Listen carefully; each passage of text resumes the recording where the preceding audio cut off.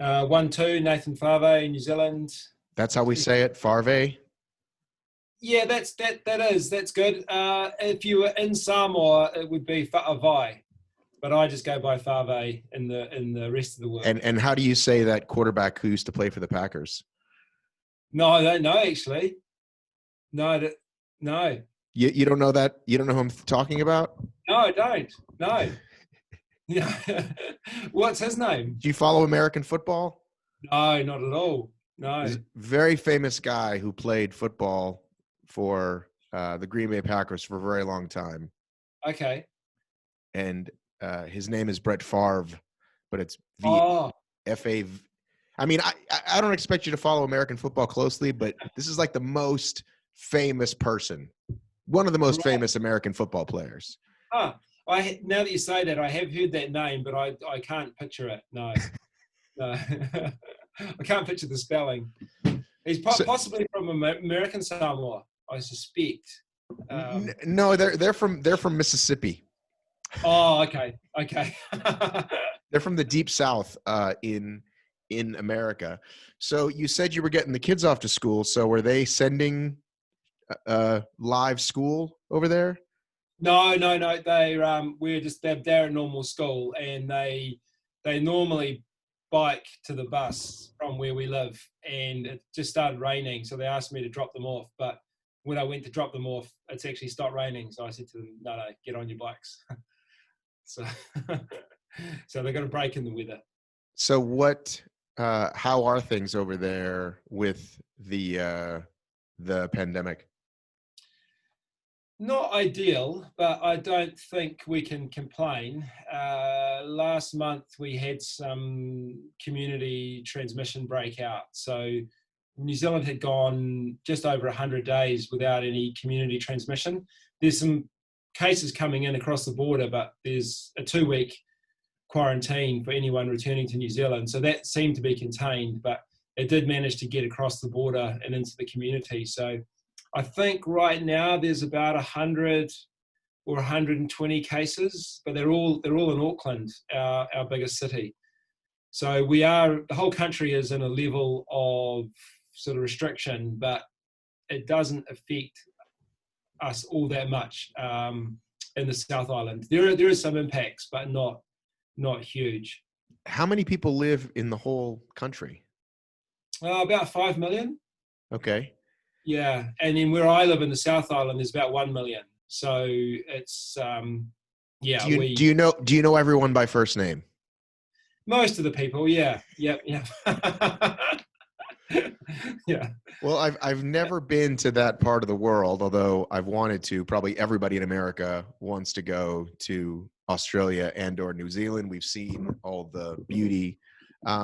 Yeah. But I honestly have no idea what life is like. Would you say most people stay on the island most of their life, or most people visit, travel to Europe?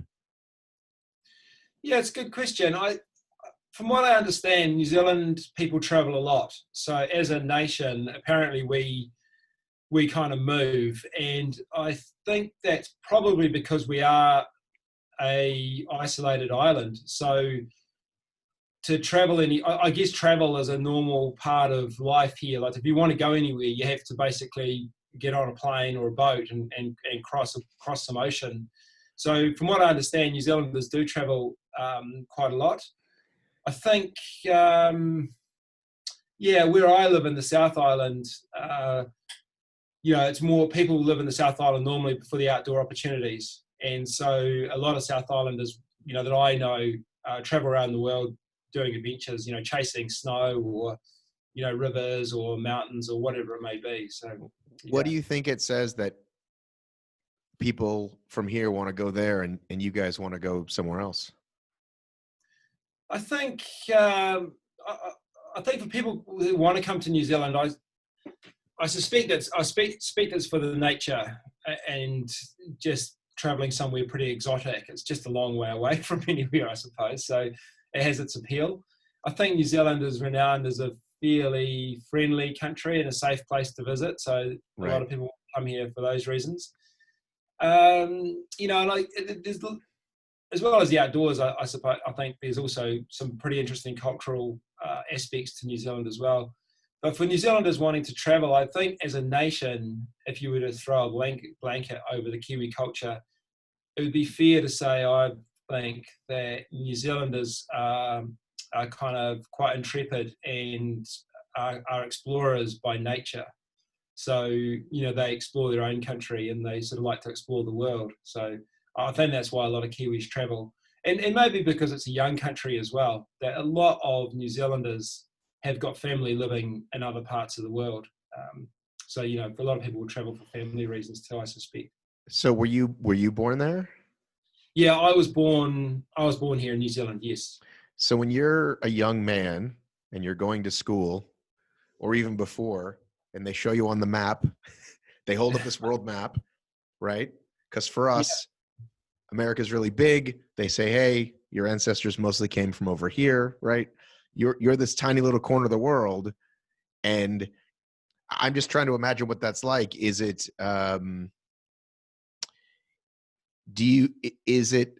there like a national pride of like small and mighty? Yeah, absolutely. I think New Zealand, there is a national pride of that, without a doubt. I mean, the terms you'll hear said a lot here in New Zealand, in whatever space people are achieving in, whether it be in in film industry, in music, in business, in sport, whatever it might be, you often hear Kiwi people saying, "Oh, we like to punch above our weight," or "We like to put New Zealand on the map," or right. "We may be small, but we can kind of have an impact." So I think as a nation there is that sort of mentality that sure, we're at the bottom of the earth. That's another thing people often say. And we are isolated and we are a relatively small country, but we do tend to get out and do pretty well on the world stage in many areas. And I think Kiwis take a lot of pride in that. And And what did you play sports growing up?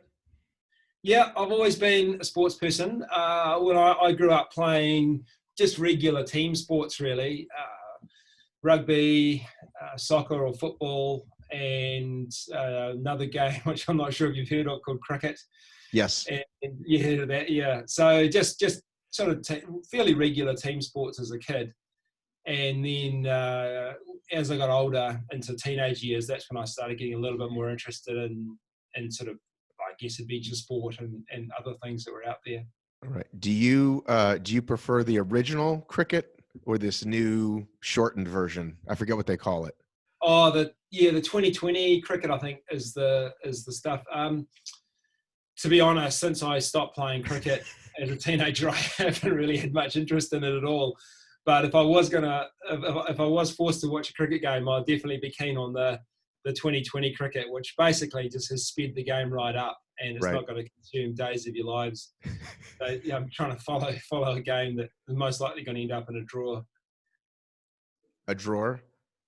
Yeah, it's in a lot of the big cricket and the test matches, which can go for many days, they often end up drawn. Oh, and a tie. Okay, I thought you said the word. Right. I thought you said the word drawer, which is part of a dresser or a bureau. What do you call the thing? Yes. What do you call the thing when you keep your clothes?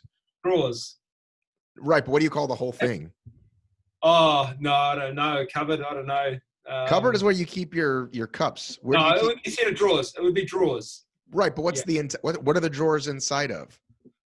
I think we would just call that the drawers as a whole. Oh, okay. Yeah. we have bureau or dresser is another term. Some people in New Zealand might use the word dresser, but that would be considered pretty strange. So you have this very long experience, many years, decades, and I'm sure you've been on countless programs discussing that. So I don't want to go through your entire career, but I would like to introduce my audience a little bit to you. Obviously, there's been a big uptick. Everyone's watching the show, and so people have a lot of questions. And obviously, there's a different intention with a champion, with someone looking to win versus, the many people that were there to show up and compete. Or even I talked to some of the really good teams that did well. Yeah. But I think you just have a unique experience in that you've been doing it, so long. So I guess I want to start with, this site is obstacle racing, and you're familiar with obstacle racing, I'm guessing. Yes. Right. And did you ever race with Joe? Do you know Joe well at all, DeSena? No, okay. I don't. Yeah. So he's actually the guy that started Spartan Race. Okay. And he actually did a few of his own. It appears like many of you guys, just everyone was starting their own because there wasn't that much around. But he did one in BVI one year. I don't know. Like, again, like there seems to be a pretty small circle. Like you guys all seem to know each other.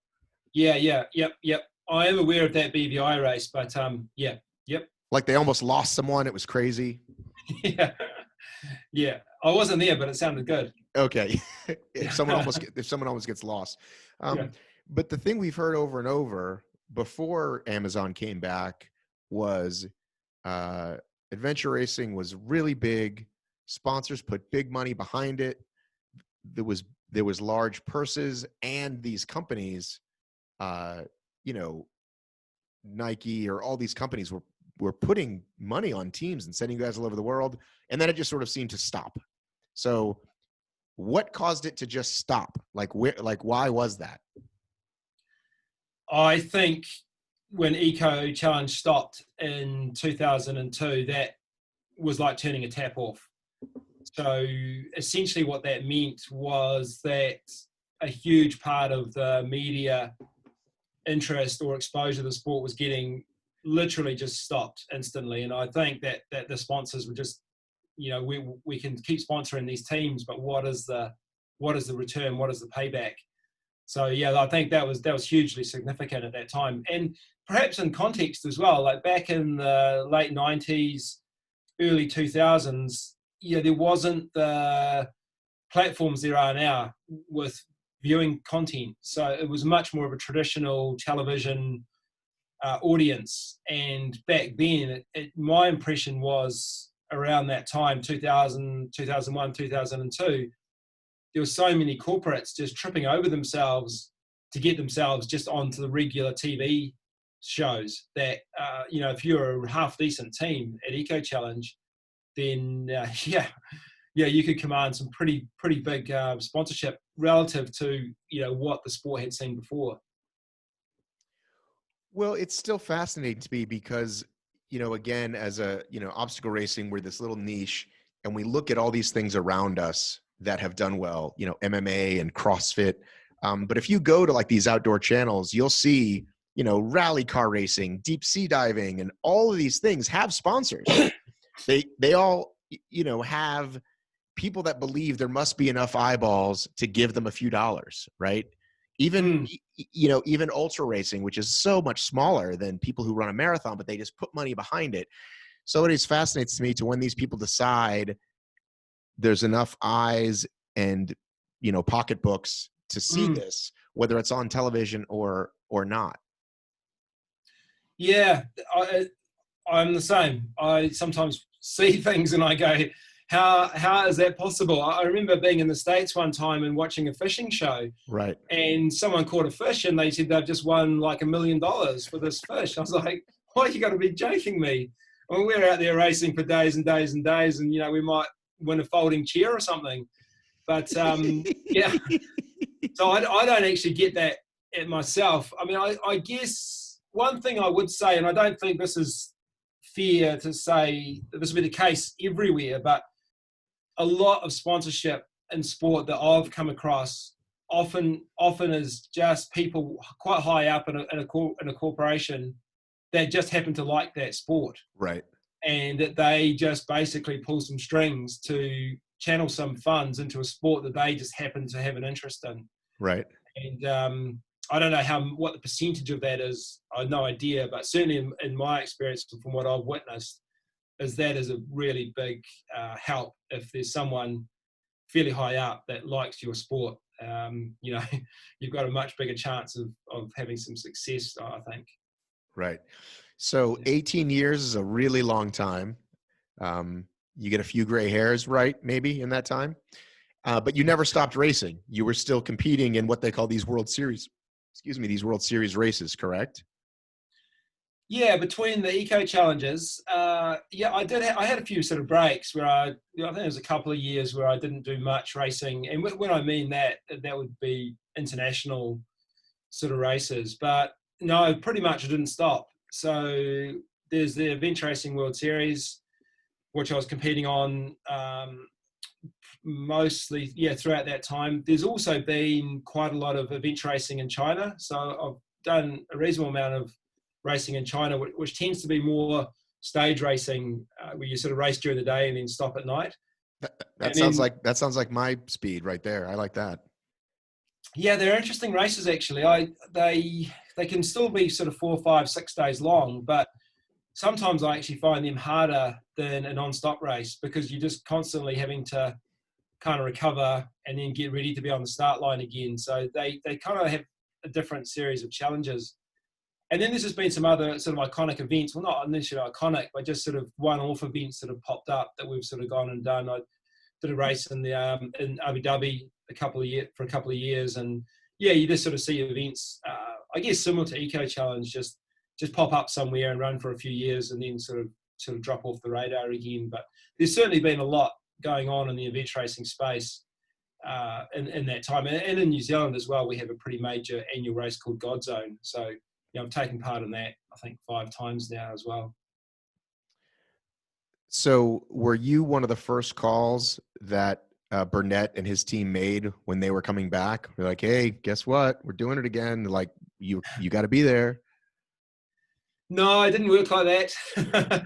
I don't think we're that. I don't think we're that valuable. When I first heard it was coming back, I didn't believe it at first. Right. The rumor started going around saying, hey, have you seen Eco Challenges coming back? And I was like, oh, I can't understand why they would do that. And and then when I heard it was coming back and that, Bear Grylls was presenting it and started to hear a bit more about it, I kind of thought, oh, it's coming back, but I bet it's evolved. I bet it's a very, very different product to what, we knew Eco Challenge was. And I wasn't really that interested, and we actually didn't apply to race. I kind of thought, Did you think it would be too watered down? Yeah, I guess I just sort of assumed it'd probably be, probably a bit too watered down, or just more of a show rather than a sporting event. Right, and more like Survivor than a real race. Yeah, that's right. And I guess, it was probably wrong. It was obviously wrong for me to assume that, but I think with just what I knew of Bear, which was very little, but I kind of knew that he was into the sort of survival type stuff, that it's most likely going to be something that I wouldn't really be that interested in doing, I thought. So we never actually applied to go to Eco. And it was actually some weeks or a month or so after, all that stuff had happened, Kevin Hodder actually gave me a call and just said, hey, what's up? Are you guys going to come and race in Eco or not? And I was like, well, is it a race? Tell me more. And he just kind of said, yeah, man, it's the full blown race. It's like, we want you guys there, and it's going to be awesome. And we're like, okay, well, we'll see you there then. That's pretty much how it unraveled. So tell Kevin is the event director, correct? Kevin is essentially, I guess, but I think he'd probably say more the race director is probably, course designer, race director, I think. Right, and he has a lot of experience in Eco, correct? That's right. Yeah, Eco and many other things. So yeah, I can't get him or what's her name to talk to me. The producer, I'm forgetting her name. Oh, Lisa. Lisa. I was like, Lisa Hennessy. I'm like, hey, come on the show. We'd love to hear it from your perspective. And they're like, oh, no, just talk to the athletes. Just talk to the athletes. I'm like, I am talking to the athletes, but I'd love to hear it from your perspective. Maybe when the buzz dies down, they'll come on, or you can put in a good word for me. Yeah, sure. Yeah. So you find out it's the real deal. For you, you've been leading these teams for so long. The group that we saw for this race, how long have you been with that group, that team of 4 or 5? Yeah, with that particular team, I guess, of the core event racing team, which is the athletes on course, we got together in 2014. And so we've been racing together as that four combination as much as we practically could up until now. And when I say practically could, is that Sophie stepped out a couple of years to have a family, to have children. So we kind of had substitutes coming in just to cover her when she was unable to race. And there was also 1 year in there that I didn't do much racing just because where I was, just work-wise. I had a really busy year, and I think it was 2017. So I kind of stepped back from racing that year. So, but essentially to answer your question, it was 2014 when the four of us pretty much got together and said, yeah, let's. Well, that's when we got Stu in the team. Actually, the three, Chris, Sophie, and I had been racing together since 2011. So yeah, but Stu joined us in 2014. So my understanding is they only give you like one leg at a time. Is that how it typically goes?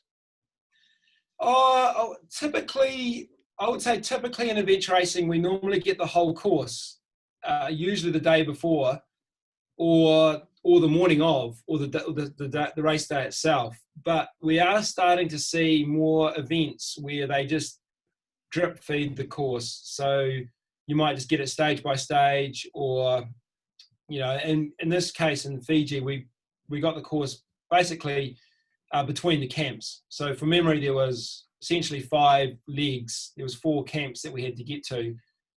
In between the camps, there was a number of different disciplines, and at each camp we would pretty much get told, this is what you need to do to get to the next camp, essentially. So while that isn't common, it's not that out of the ordinary as well. But most of the time we would get the full course before we start, most events. So from the time he takes the big cover off the map, right, which is the big reveal for you and for us, the TV audience. Yes. How quickly then, do you get the plan, and does your mind the wheels start turning about planning, about who's going to do what? Yeah, well, in that instance, like going back to that scene, there's the big map reveal, which didn't really help us that much at all, other than that we were like, oh, okay, we're crossing Fiji. I mean, it would have been pretty exciting if that was the only map we had. But actually, I backed Chris to get us there with that map. He's done similar things before. But pretty much after that, it was, they said, oh, just chill out for a while, and then, 20, 30 minutes, and then we'll go down to the river, and then you'll have some time to rig your kamikals, and then we'll give you the course essentially for the first, to get to first camp, the maps and the instructions. And then once everyone's kind of got the maps and stuff, then we'll get the race underway. So it wasn't a huge amount of time. We had, I'm guessing, I mean, it was a year ago now. We may have had about an hour from the time that Bear revealed this is the kind of the mission to when we actually got underway. So something like that. How important is it to race this many days to be in the lead right away? I mean, we all saw you fell off the boat. They try to make a big deal of it. I didn't think it was, but it's good for TV. But how important is it for you? Is your strategy, we will crush everyone and make them chase us? Or is it, let's just do our pace and see where we are at the end of day one? How does that go for you for this specific race? That's right. So for the people that kind of race us regularly, and I think for the people that follow adventure racing closely, they will most likely say, because I've read this in some sort of comments and things, that we like to go out and lead from the front and kind of set the pace and dictate things, but it's not actually true at all. My kind of philosophy is the only time you need to be leading is across the finish line. And I'm not actually worried where our team is during the race, provided we're set up for that kind of to try and win the race when we actually reach the finish line. But what tends to happen is that, we just naturally just kind of find ourselves at the front, either through good navigation or just, we are obviously capable at all those kind of sports. So as a team, we're a strong team. Or I don't know, sometimes I'm perplexed. I don't know, we can be like kind of trying to go slow, and we're just like, let's just kind of warm up and take it easy, because chances are there's going to be a dark zone on day 2 or day 3, so the whole race is going to come back together again. So we can go out there sometimes and actually go quite slow, relative to what we're doing, quite cruisy, and still find ourselves in front. So yeah, we don't go out. To answer your question, it's not important for us to be out front and leading. Like, we will do that at some point of the race, but sometimes that can be, quite a number of days into the race. What we do like to do though on the first day is just try and get clear of any, I guess, just separation from the pack. And that doesn't mean we need to be leading, but just getting some distance from the numbers, because as you may have seen at Eco Challenge, we obviously flipped our boat, which was our fault, but it was actually because it was, we were really worried that someone might crash into us. So we were kind of, just kind of trying to weave our way and give ourselves a lot of distance between other boats if we could. And there was some situations where people had their boats hold right at the start because teams are crashing into each other. So we'll try and get separation from that. But no, most of the time we're pretty relaxed about where we are. We don't need to be leading. No way. So for the folks that are newer to this, can you explain, because to some people might not understand these dark zones, or, hey, whether we've got to stop everybody. If you get to this dark zone ahead of somebody, do you get anything? Like, do they have to start 2 hours after you the next day? Or no, they showed you starting at the same time. So is there any time? Are you gifted anything for showing up first at those points? It can depend on the race, and it can depend, and when I say the race, the event, and on different circumstances. So typically a dark zone is an area of the course that is unsafe to race during the hours of darkness, which normally means whitewater. If there's any rafting or kayaking or any fast-moving water, obviously you don't want to have an accident, on a river, on a proper river, and at night time. It's just kind of be very, very uncool.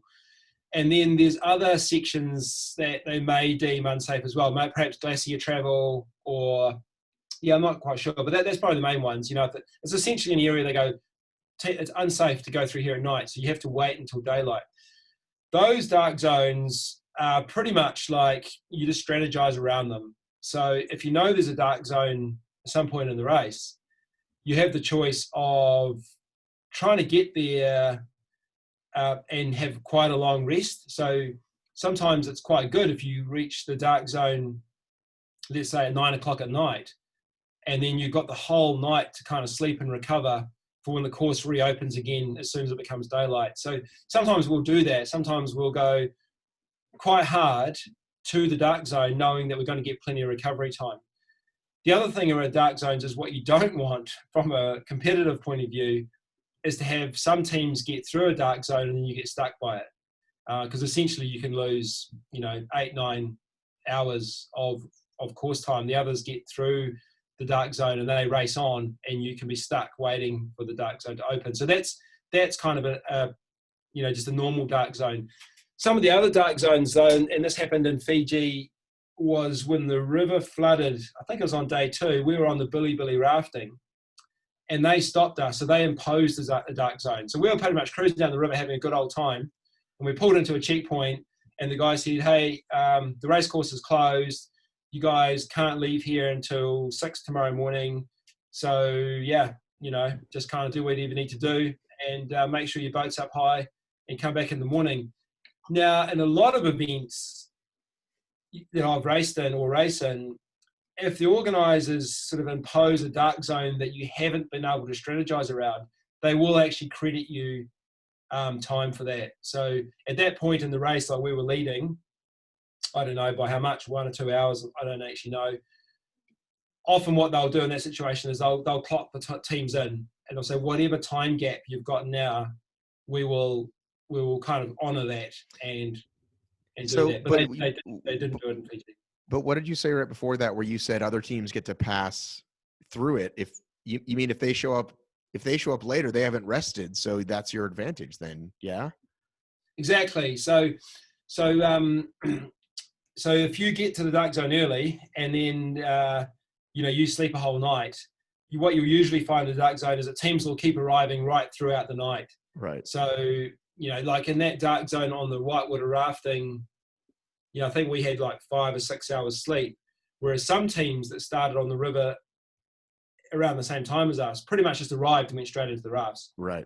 So they had no rest, which in adventure racing is sleep is gold in those races, and it's actually time on course. So if there's a team that is next to us on the race course but has had significantly less sleep, we kind of know that they're not actually with us. They just happen to be there because they haven't slept. Well, so the one time we saw you put this no rest strategy into play was before the falls. The Vua Vua Falls, as Bear called it, the most brutal part of the course. Yes. And you pushed on through the night, and then they said later you only had an hour or so lead. So is it because it took you longer than you thought because you couldn't see at that obstacle or at that section, or did it really matter to you? Like you made the specific choice to not sleep. You're like, we're going to go. Yeah, that's right. Yeah. So I don't think, I mean, and for the show, they can't, I think it'll be hard for them to explain to the wider audience the kind of nuances of adventure racing. So you're absolutely right. They kind of made it look like our lead had been reduced, but that's not what it felt like to us. It felt to us at the time like our strategy had just paid off perfectly. And I'll explain why that is. So on the Billy rafting, when they basically shut the race course, we were there really early. Like I think it would have been about 5 o'clock in the afternoon. And they said, you can't actually go until tomorrow morning. So that would have been the second night of the race. And we went up to the chief's house and talked to the chief. And they invited us into their home. They gave us beds. They gave us dry clothing. They gave us food. And we had this amazing night. We had a full night's sleep, which is unheard of in these races. I mean, it's kind of like, we basically had full recovery. So the next day we woke up and we were back on the Billy rafts. Well, we're as good as new. All the racing we'd done up until that point, we've recovered from. So that next day we basically had a mountain bike ride, and then we finished the Billy raft and we had a mountain bike ride. And then we actually got dark zoned again for the whitewater rafting. So then we got more sleep, which we didn't even need. Like we would have been more than happy to race right through that night. So the next morning we wake up, we're fresh again. We're kind of like day 4 into this race. And this is like, honestly, this is like a holiday in Fiji. Like we're actually getting full recovery here. We're not even racing that hard. Like the day before was just like a pleasurable day. We'd done a little bit of Billy and went for a nice mountain bike ride, and then we got to camp. So that day starting the rafting is like we knew that we needed to actually have a big day. Like there was no point in us kind of just racing the day again and then lounging around again camping. Like we have to actually start getting into this race and actually trying to make it, because the race kept being restarted, and it's kind of like at some point we actually need to engage the race and go, right, you guys, if we're going to race, then we need to actually get down to business. So that day we started the whitewater rafting, which is just a bit of a fun and just a fun paddle for a few hours. So totally not stressful in any shape or form. And then we had the leg where it wasn't that far. Like I think it was like 20 or 30 kilometers or something, but it was where the villagers were allowed to carry our packs and guide us and help us. So that was pretty fun. So we knew starting that day that we were going to be going for 30, 40, maybe 50 hours from the time we got on the river that day. Because it was like, at some point, we actually need to start adventure racing. We can't just keep having this kind of holiday kind of camp trip through Fiji. So what really surprised us is that when we were racing alongside some other teams that day, where the villages could help us, is that we were starting to see a lot of cracks showing in the teams around us. Whereas, and they had almost as much sleep as we had. So we were, that's kind of interesting. But we were mentally knowing that we were starting to go. You know, we were just going to do this stage to the camp. We had the Fijians with us, and then we were going into the falls. We were going into the mountains that night. And part of our reason behind that is like I sort of alluded to, is that at some point we had to start racing proper adventure racing styles. And then the other thing is that we knew that the falls would be slow. It's going to be slippery. It's going to be wet. Going up the ropes is slow, whether it's dark or daylight, makes no difference. And then we also knew that if we carried on, we would get to the swimming section in daylight, which we thought would be a good thing as well. And then our other logic, which is I think was lost in the documentary, is that our belief is that we would then basically get all the ropes and the Vavua Falls and get the swimming section done, and then we would stop for a decent rest. And we were starting to get the sense that there wasn't that much racing to go after the falls and things. We didn't know for sure, but we were backing ourselves. I mean, we're kind of tracking across Fiji. So we kind of know that, man, we're like over halfway across the island. There can't be that much more racing to go. So what we wanted to do was have a really decent rest up on the interior, up on the mountains, that would potentially be enough to get us to the finish line. So when all the other teams kind of stopped at the camp before the Vavua Falls and rested, we kind of knew that there's no way they can go from that camp to the finish line in one go. Whereas we felt that your team had the experience to do that. Got it. That makes a lot of sense. Yeah. So we pushed forward. So we did the real cold kind of swim thing, and before the stand-up paddleboard, we stopped, I think, for a 3 or 4 hour sleep. So that morning when Bear comes and kind of says hi, and they're kind of making out, other teams have caught up and things. They had caught up. Well, we just come off a 4 hour sleep. Right. So we're going to, these other guys are knackered because they've just come up through the falls, the river, they've done the swim.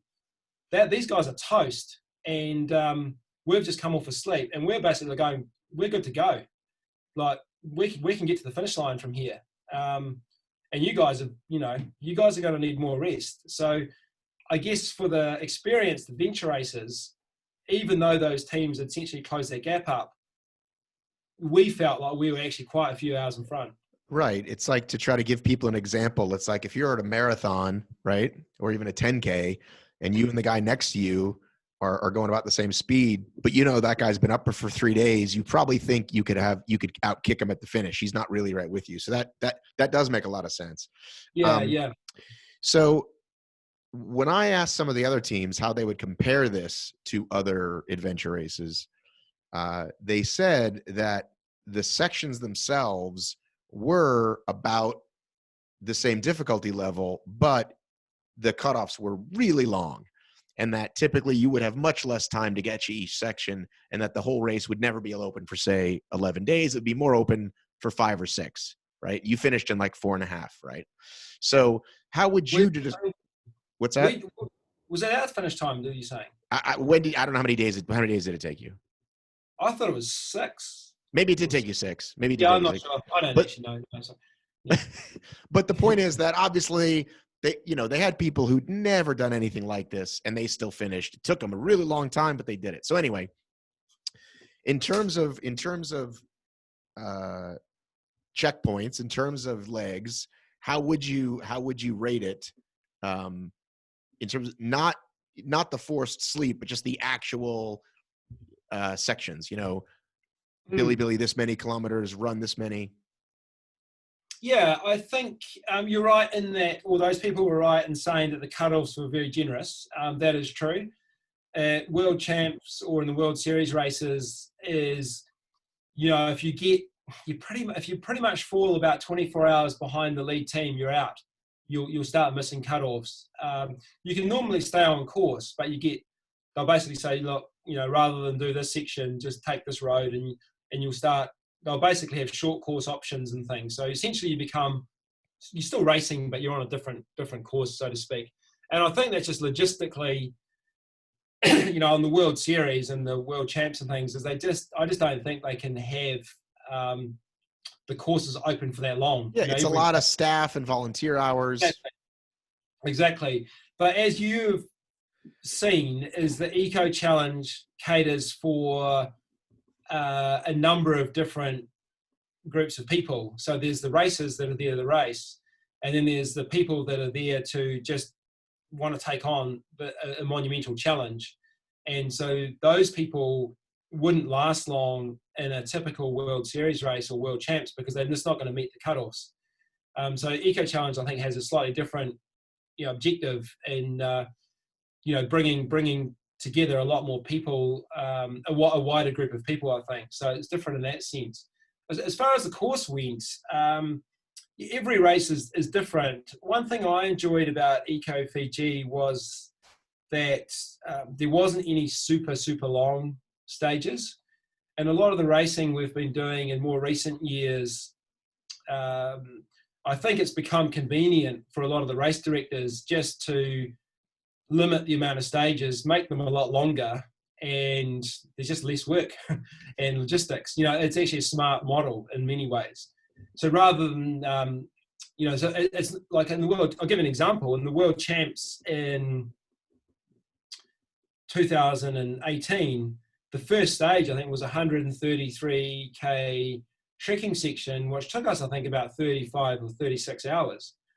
So, in Fiji, by comparison, none of the stages were that long. Like they were really interesting. Like you'd do something, for half a day or something, and then you would change and do something else. So I actually really enjoyed that, just that sort of change, and it just makes it more dynamic and a bit more interesting.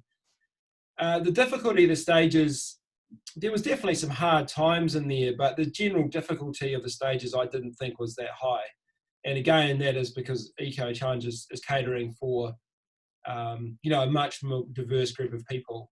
The navigation wasn't that technical. I mean, I wasn't a navigator, but I know from what Chris was saying, the navigation technically wasn't that difficult. But it looks like even really experienced teams got lost a lot, though. Yeah, I guess you always get that in racing, but I think compared to some of the other events we've done, there wasn't many opportunities for teams to get lost or come unstuck. There was probably a couple of places where that could happen, and that did happen to a few teams, but in other races we do. I mean, that can be like a daily thing. So that was you guys never were off course? I don't think so. I think there was a couple of times where it would be a little bit ambiguous. Like Chris would know where we were, but what was on the ground was different to what was on the map. So he was definitely taking his time, making sure that, before we exit this area, we need to be on the right path. So there was one area actually on the last trek where I think we spent about 45 minutes just being sure that we were definitely on the right trail. It was at night time, so it was a little bit hard to see. But, there was pretty much like 2 trails shown on the map, but on the ground there was probably like 6 or 7 trails. But but normally in the daytime it would have been fine, but at night time it was a little bit tricky. Right. All right, so we've got to talk about the final boat crash. So you're on the ocean, right? Yes. It's dark out, and nails start popping out, screws start coming undone. Walk me through what happened. Yeah, so I think probably what's important to kind of put some context around that paddle was that when we started that paddle, we were very confident we're going to win the race because we are a strong paddling team, and we know that, and our competitors know that. So the chances of us getting past on the paddle was very unlikely, short of some disaster happening. So we were in pretty good space, but as a team, we know that you never ease up until you've crossed the finish line. Like you just kind of know that Murphy's Law will apply. Like if you start to get cocky, then something's going to happen. So we were definitely not like that at all. We were kind of like, come on teams, game on. This is important. Let's just kind of do what we do well, and let's just keep focused. Out at sea. So after about an hour, it was a beautiful night out paddling. Like we were really loving it. And then, but we got hit by a storm. Like you get these kind of tropical cyclone, mini cyclones that come through in the islands. They don't last long. They can only sometimes just about an hour, but there'll be a deluge of rain. The wind can get up pretty high for a short period. They're very intense. And then often they're misty and foggy. And so in a very short space of time, we found ourselves in relatively big seas, white caps, waves breaking, high winds, torrential rain, no visibility. At times, I couldn't even see Stu, who was at the front of the boat, like literally only, 6 meters away from me. It was almost hard to look up because the rain was just kind of smashing into your eyes. So for about an hour, we kind of paddled through this kind of squall. And, Chris was trying to help, keep me on this bearing. So he would basically be watching the compass and telling me to steer a little bit more left, a bit more right, a bit more left, a bit more right. And then we knew the storm wouldn't last long. It lasted maybe about an hour. And then we came out of it, and then it was a beautiful starry night again. And then we actually were on track. So we pretty much hit this island that we'd been aiming for just as a relocatable sort of place. So then we were kind of carried on. So the storm was past. We're like, oh, that's awesome. The storm's passed. We should have a nice clear night. That's good. I think at that point, I'm going to guess we had maybe 3 or 4 hours of paddling to go. So but we were quite hungry, and a couple of the team members were starting to feel a little bit sleepy. I was okay because I was steering, so mentally I was kind of engaged, and Chris was navigating, so he was mentally pretty good. But we thought, look, we've got time. Let's just stop and invest in ourselves. We're heading to a resort in front of us. Let's run in, buy some food, get some drinks, have a quick feed, maybe a 20-minute stop, and then we'll kind of smash this last part of the race. So we did that. We went into the resort. There was a big buffet. There's actually a wedding going on. So we kind of gate crashed this wedding, and we went in there. It was probably 9 or 10 o'clock at night. We were all dripping wet, race bibs and things. But Chris and Stu actually went to the staff to see if we could buy some food, do some stuff. I just went straight to the buffet and started eating. Yes, go for it. Food as I could before I got told to stop. Right. We did that. We got some food. We sat on the beach. We had some coffees. We had some hot food. And then it was really kind of a special time for us. It was like, come on, guys, we've got this race. This is what we came here for. Let's enjoy it. Let's do race well, but let's savor this moment. This is cool. So we're paddling along, but there was quite a big swell coming from one side after the kind of the squall, and it was coming from the side of the outrigger where you don't want the direction of the swell. So essentially, what it was doing is that where the waves are coming through and flicking the outrigger up, which means that, at that point, you're quite vulnerable. If you get a wave break at the wrong time, it could capsize the boat. Now, to capsize the boat that's we can salvage that. If you capsize, it's fine. You tip it back over, bail it out, and you get paddling again. So other than being a nuisance, capsizing wasn't, Can we pause right there?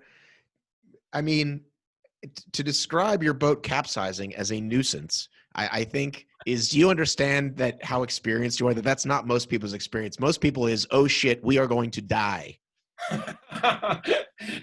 Yeah. No, it's not. I mean, Fiji, the water's warm. I think if you capsized in a race in New Zealand and you had a cold water exposure factor, then I'd be worried, but not in Fiji. Wait a minute, isn't it all the Pacific? I'm sorry, I might be a silly American here. What oceans are we talking about here? The Fiji is in the Pacific Ocean, yes. Right. Okay. But the water is significantly warmer than, in New Zealand, we're Southern Ocean. Because you're closer to the equator? Yeah, absolutely. And we get cold streams coming up off Antarctic. Same ocean, though. Same ocean. But, Hawaii is the same ocean too, eh? And Antarctica is the same ocean. So it's a big ocean. Patagonia is in the Pacific Ocean too. Oh, we'll get to Patagonia, but go ahead. Okay, go ahead. Yeah. So we're paddling along. So I said to the team, look, just be ready to brace on the armour side, which was the left side or the port side, just in case. So I was constantly watching the armour as I was steering. I've got a headlight on. and we're paddling, we're cruising, but I'm just going, if a wave breaks at the wrong time and flicks our armor up, we need to be ready for that. So I was just really mindful of that. And for a lot of the time, I was actually just paddling on the armor side so that I could actually brace the boat on that side if I needed to. So have you paddled a outrigger canoe before? Never. So basically you've got the main boat, obviously, that everyone's sitting in. And then you've got two pieces of wood that go out that hold the outrigger on. Does that kind of make sense? Yeah. Yeah. So in New Zealand, we call those two pieces of wood the armour, which is a Māori word, but they basically hold on the outrigger. And so what I was doing was I was just kind of watching the outrigger, and then we just went over a wave, and then one of the pieces of wood came separated from the outrigger, which is not normal. Like normally they're lashed together really, really tightly. So my initial thought was like, I was like, fuck, like that is a major thing. It's like the front wheel coming off a mountain bike or a tire coming off a car. And then so but it happened really quick. So as we went over a wave, the front armor actually came separated from the outrigger. And then it went back, the next one it went back down on the wave. And this happened really fast. It went down. And then I guess my mind's doing all like a million permutations going, did I just see the armor come separated from the outrigger? And then the next wave came up, I think because the first armor had failed, that all the load went on the second armor. So when the boat went up, pitched up again over the wave again, then they both came out. And then so essentially you had the outrigger with two armor on it, one armor fails, two armor fails, outrigger goes, boat sinks. and that happened. In the space of like 2 seconds, 2 or 3 seconds, like it was like me paddling going, oh fuck, yeah, that's not right. Now we're swimming. Okay. So now we're just drifting in the ocean. So the boat pretty much just went over and filled up with water. And then the armor's floating away. Okay. And so how quickly is your mind working as human? I've got to just be alive, and then, okay, captain, is my team alive? Like how does all that go for you when that happens?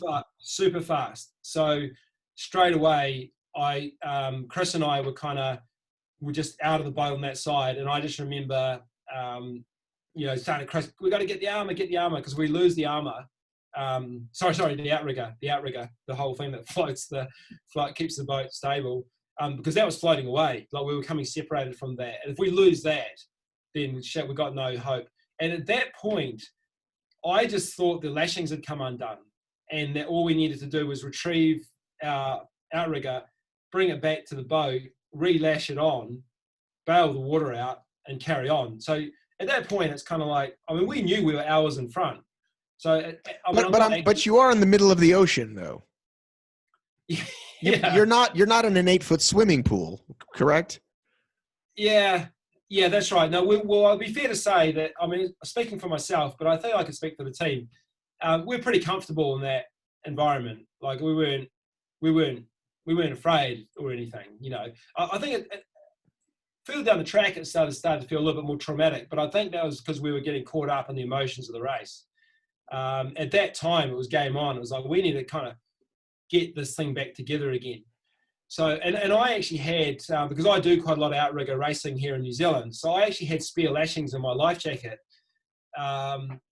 in case something happened to the outrigger. So at that time, I'm thinking, well, we're still planning to fix this thing. So we got the outrigger back, and then Chris and I swam it back to the boat, and then basically we sort of positioned the outrigger back in its normal spot, thinking, okay, now we need to somehow try and lash this thing back together. Like, keeping in mind we're in sea that's going up and down, we're in swell, but it's all doable at that point. But then what I realised once we actually got the boat sort of the pieces back together, that the lashings on the armour were actually still done up. They were still there. They were all intact. So on that particular design of the boat, on that particular design of the outrigger, is that they have a big fiberglass outrigger, and then that boat has some wooden blocks that are actually 2 wooden blocks that are pinned and glued and fiberglassed in place, so that when you take the boat apart and put it back together again to move it around, if you're obviously transporting on road or something to go to a different regatta, the boats come apart and then you can put them back together again easily. So that particular boat, what you had to do to put it together was you just get the outrigger with the wooden block, line up that with the armour, and then lash those 2 wooden blocks together. And then the boat is actually secure. But what had happened was that the wooden block had actually broken away from the fiberglass. So the 2 wooden blocks were still lashed together. There was nothing wrong with the lashings at all. The problem was that the wooden block had broken away from the fiberglass. So in order to fix that, the only way you could fix that would be basically to dry it, sand it back, glue it back in place, fiberglass it, leave it for 24 hours, and we just didn't have we didn't have a workshop available to us out there. Right. So then all we could really do, so at that point is going, I had a good look at it and I was going, we can't fix this boat here. This boat cannot be fixed at sea. We could lash it so that the armour is kind of lying flat, so the whole boat's not going to completely kind of disappear underwater. But we can't actually get the water out of this thing anyway. I mean, the boat is actually, as you probably saw on the film, the boat is floating at water level. So every time we try and bail some water out, the next wave comes and fills it back in again. And that's where I basically said to the team, look, this is a mayday. We need help. We actually cannot salvage the situation ourselves. It's not possible. And that's essentially what happened. So as you're calling that mayday, is it in your mind that you're pretty sure this is a race provided vehicle and that it's not going to affect you? Were you nervous at all that they were going to perhaps penalize you at all? Or you just assume, well, listen, they're going to give us a new boat? Yeah, quite the opposite. I think for me, like I was pretty comfortable that because the boat had failed, that we would be compensated with a new boat. We would most likely be time credited. I was thinking, in my view, this is not our fault. This is something that was provided to us that was faulty. And at that point, I wasn't really too concerned about the race side of things. I kind of feel I'll let them sort it out, how they're going to the organisation, how they're going to fix this. But I was like, at that point, I just thought, well, it's not going to come back on us. I mean, we've just, which was actually not the case. So I was actually quite reasonably comfortable throughout that whole period, thinking that, we'll get time credited, we'll get a new boat. I don't know, they might even move us down the course to where we would have been had this not happened. I was kind of thinking along those lines. And so then where did they bring you to safety, where you had just had the buffet? No. So what happened was, it was interesting. I found out after the race that we actually drifted a long way off course. So there was a big current there. So we actually drifted, I think it was east, it might have been west, but I guess it doesn't really matter. But we'd actually drifted quite a long way, like a significant long way, a few kilometres. So it took a while, because I was a bit unclear as to whether we were supposed to have a safety boat the whole time. Like, we had a safety boat with us until that storm happened, and then we lost the safety boat. And I was like, I don't know if that was, if they're trying to find us or what's going on. But anyway, we're like, okay, well, doesn't really matter. But when the accident did happen, we kind of figured that the safety boat could probably see us, but we couldn't see them. So we fired off our flares. The first thing we did was fired the flares, and then waited for a while, the rocket flares, lights going off and things. And we waited for a while. It was kind of like, oh, there's no safety boat. They're obviously not here or didn't see our flares, which is kind of weird. So we kind of, okay, so that's when we got the radio out and radioed the organisation. So the safety boat did find us eventually. I don't know. I lost track of time, so any figures I say I wouldn't rely, but it felt like maybe 30 minutes or 40 minutes the safety boat came to us. So then we climbed into the safety boat, and then we basically said, the safety boat driver was kind of like, we have to stay with your outrigger. We can't leave that here. It's a marine hazard. We have to stay here with it. So we're like, okay, whatever. So we just waited on the boat, that's when we got really cold, and we didn't really have the gear for just sitting around. It was kind of windy and just sitting in this open boat. And then after a while, another boat came, and that was with the camera crew on it and stuff, and they did a little bit of filming and things. And then they sort of said to us, we got on the organisation radio and said, we're bringing you guys another boat, but we want you to come back and meet us. So we'll kind of meet halfway sort of thing. So they actually transported us back down the course where we'd already been, across water that we'd already, and so we ended up back on the island that we'd been back, that we'd paddled past hours and hours before. And then they finally got us the boat, but it wasn't that fast. I mean, they wanted to sort of film, talking to us about the boat and kind of getting our reaction with that. So I'm thinking the whole time, oh yeah, there's got to be some time credit for all this. I mean, hours and hours are going past, and we've got our new boat, but we're not allowed to leave the island yet. And then eventually, once they got all the shots and all the film stuff, it was pretty much like, okay, well, guys, there's your boat. Yeah, get racing. And by the way, there's two teams pretty close. So if you want to win the race, you got some work cut out. And then it was just kind of like, what? I mean, you got to be joking. I mean, you've taken us like 5 miles back down the course. Your boat fell apart. We've lost like hours and hours and hours. And they were just like, well, that's racing. Just kind of, the more you stand here and have a cry about it, then the less chance you have winning the race. So we was like, okay, all right. So we got on the boat and paddled to the finish as best we could. So yeah, I mean, and on saying that, I don't actually think there was any right or wrong decisions made that night. I think it was just everyone was just trying to. Did you talk to Kevin about it later? I think I did. I can't remember. I think so. I think I kind of said that I think Kevin knows that at the time I thought that, more what we would be used to is that we would be credited some time for that. But I understand that every race is different, and, that's just, sometimes it's, I've sort of said it since then as well, that one thing I really admire about Eco Challenge is they do retain quite an expeditionary culture in that race. And I think in order to achieve that, I think you do need to be very careful about time credits and doing stuff that is quite racy, race focused, I guess. Whereas if you treat it as a pure expedition, it's kind of like, I can see that side of it as well, where, okay, sure, your boat fell apart, but shit happens, you're on an expedition, just deal with it. We got you a new boat, sure, you lost time, but sure, you're further down the course, but you've got a new boat. So, if you want to finish the expedition, just carry on, life goes on, sort of thing. So I get that side of it. You explained when you were at the stop earlier that you had dinner with the locals, and that a lot of people were curious about this concept of paying the locals and paying a mule. So what are the typical standards in an adventure race when it comes to getting help, or where do you sleep? Like, what are the rules around that typically?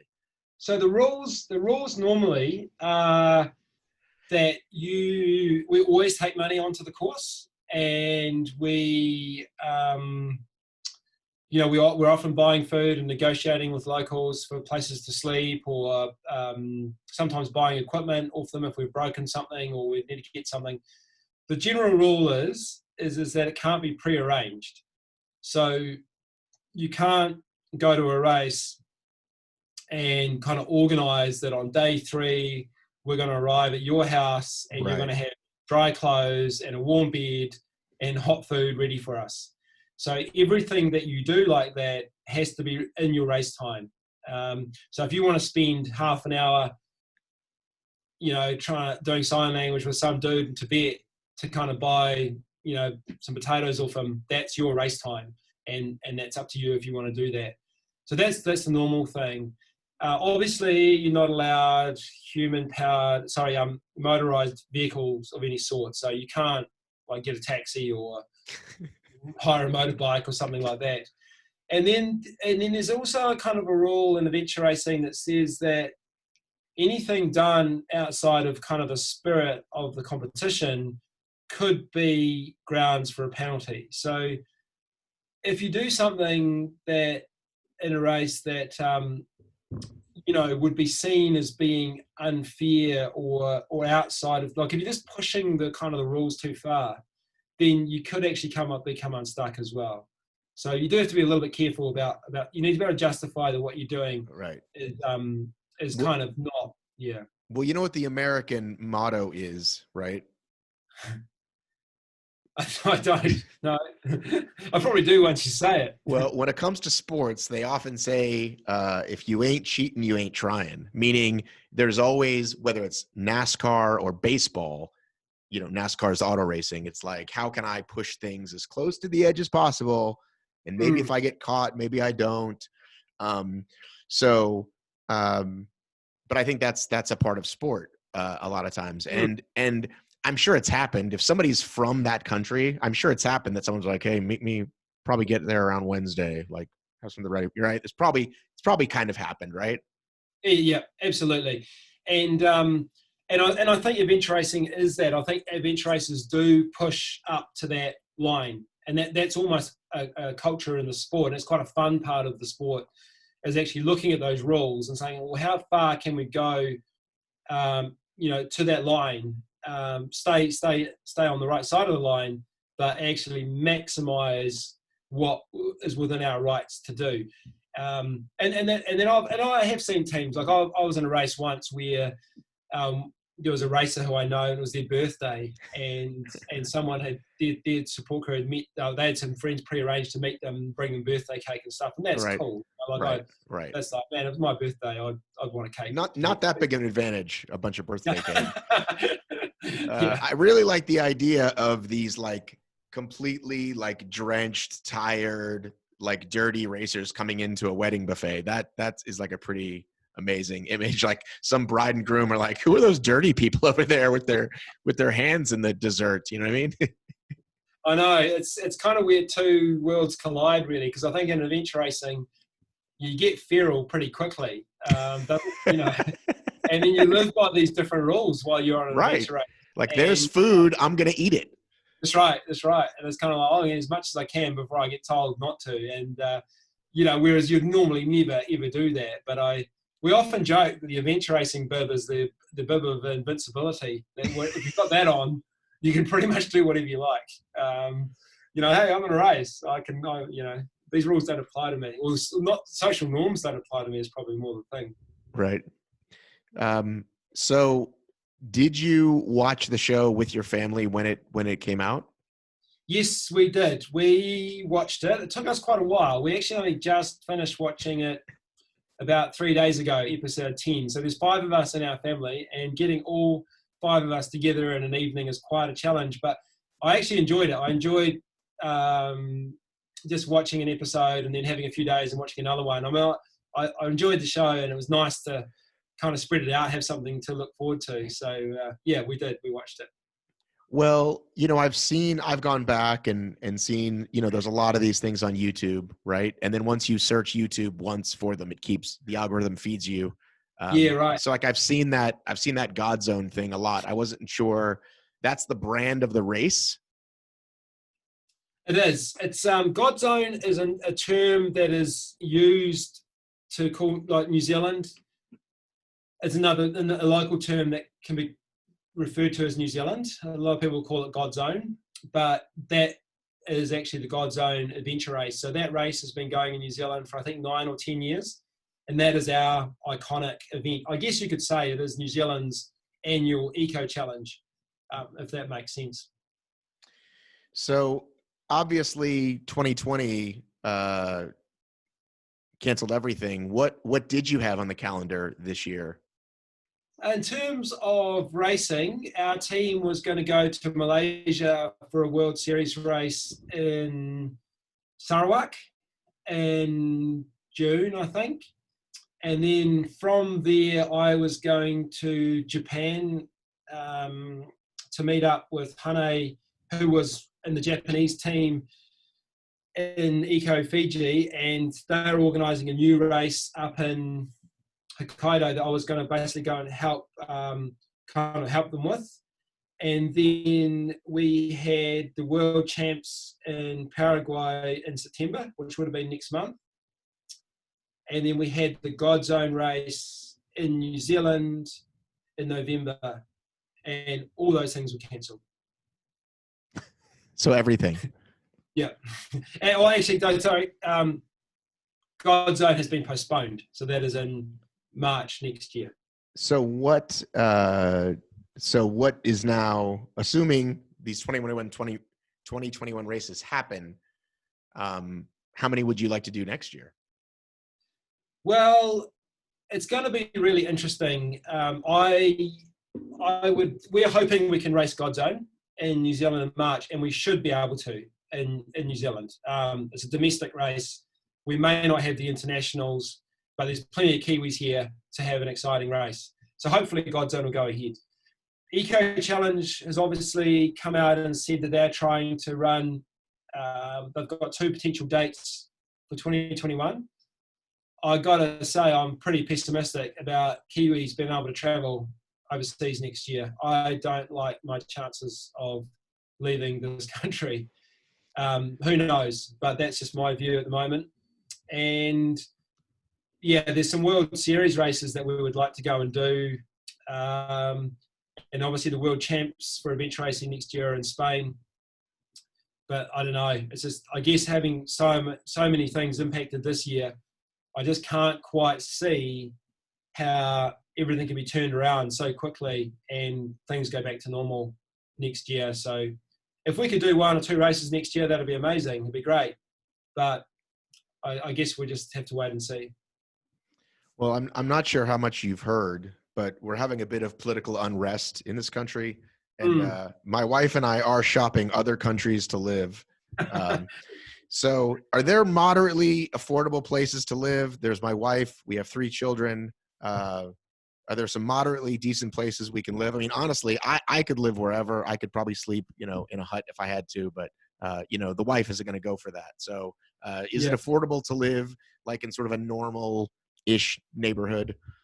I think so. I think New Zealand, I think, would be like any country. I think if I was to ask you the same thing about the States, you would say that there's some places where I'm probably not going to be able to afford to live. Right. And other places where I could have a really, really nice, comfortable lifestyle. And New Zealand will be the same. There's some places that, sure, if you've got a lot of money and you want to live somewhere pretty amazing, amazing is not the right word, but if you wanted to sort of live in one of those areas, then you can spend a lot of money. But there are incredible places you can live in this country that would be very affordable, So no, I think there's a good range of options, and I wouldn't consider New Zealand to be, I think it would be achievable for a lot of people if that's what they chose. All right. So what are you going to do the rest of this year? What do you even, you teach people how to do this stuff, right? So if there's no races, like, what are you doing these days?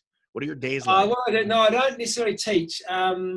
Close though. So I have an events, my wife and I have a sporting events company that runs adventure sporting events in New Zealand. So our big brands are actually adventure races. So we are organising we've organised this year. We had 3 adventure.